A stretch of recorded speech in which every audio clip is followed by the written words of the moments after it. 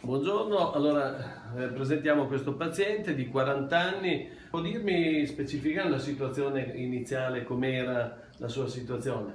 Era una situazione molto precaria, difficile. Avevo al superiore una circolare in ceramica su dei monconi molto piccoli. L'avevo fatto circa 7-8 anni fa, ma nel tempo i miei denti si sono praticamente consumati e quindi il dottore Quindi mi ha la protesi si è decementata, si staccava sempre, si staccava in si staccava in continuazione continuazione. e quindi era diventata una situazione insopportabile. Quindi cosa abbiamo fatto?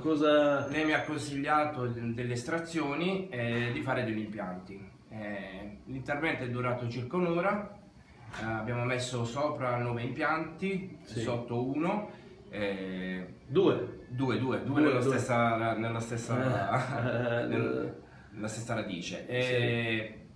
Praticamente abbiamo fatto questi impianti e quindi allora, c'era poco osso. La situazione era molto difficile, c'era poco osso, c'era veramente una vicinanza al seno mascellare notevole e quindi abbiamo dovuto eliminare questi denti che erano denti molto duri. E abbiamo messo immediatamente gli impianti dentro gli alveoli, alcuni alveoli delle estrazioni, e quindi abbiamo risolto la situazione. Assolutamente sì. Ecco. Abbiamo dovuto però usare delle tecniche un po' complesse, un passaggio con provvisori e elettrosaldatura, che poi dopo è stata eliminata nelle cose seguenti. Sì, adesso c'è una bellissima protesi avvitata.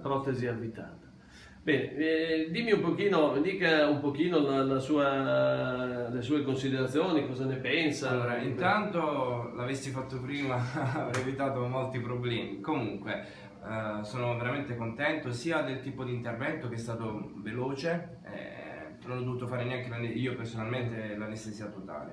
Quindi in un'ora avevamo già fatto tutto. Ha sentito molto dolore? Non ho sofferto assolutamente. E il giorno dopo, il giorno seguente? Un po' di gonfiore con un antidolorifico veramente nella mia situazione sopportabilissimo.